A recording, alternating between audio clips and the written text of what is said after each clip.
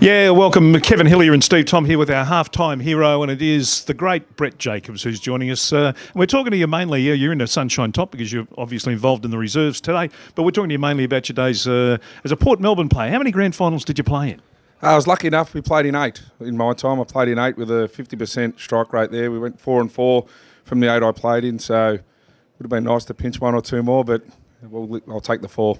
I know it's like children, but I've got to ask you, is there one that sticks out that's more memorable or more fond in your memories? Oh, well, it's hard. Everyone says the first one. The first 2, I was a young kid. I was 19 and 20. I think we went back to back.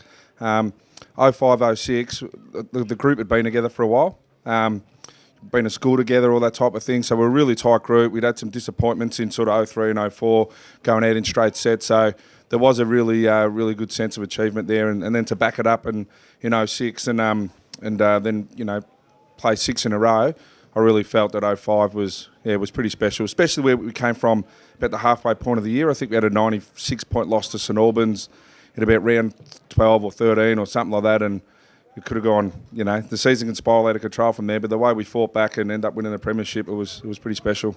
Mate, I'm sorry to all the Hoppers Crossing supporters and fans out there, but the 2006 grand final, mate, 48 points down at half-time. Hoppers Crossing were well in control of that game. What was the turning point of the game after half-time?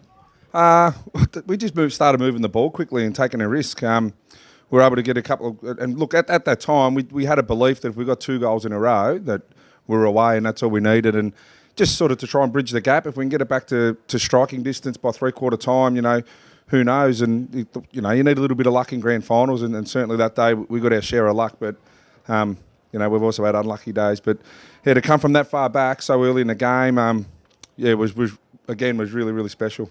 Brett, the thrill of playing finals. I mean, you're a 4-time premiership player, captain, led Sunshine Kangaroos to numerous final series as a coach. I mean, it's a different feeling this time of year. I mean, we're on the eve. We started the final series here. We're down at the first day, the qualifying final. It's a big build-up that week leading into it. Yeah, I mean, even a training Tuesday. I mean, for whatever reason, you get a good night on the track Tuesday, no wind, a little bit of sun shining. It just creates that atmosphere, that vibe, and when you put in the hard work from, I suppose, starting back to November, and the finals around the corner and you've qualified, it really, just gets you really excited and happy to still be playing footy.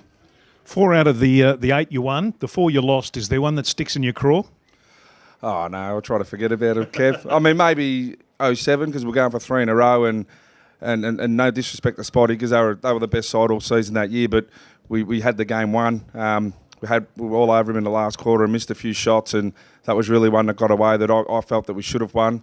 08, we probably got the wrong end of a decision that would have sealed the game, and I mean that's footy. That goes both ways, but yeah, probably those 2 stung a bit. And then 09, I suppose, when it's 3 in a row that you lose, that probably hurts most of all. But I mean, footy's footy. We were lucky in 06, and so some go your way, some don't. Yeah, like I said earlier, we would have liked to have got 1 more, or 2 more, or 3 more. But they don't really stick out as which one hurt more than the others. I think they all sort of sting. They're all close, so they all sting a bit when you lose them.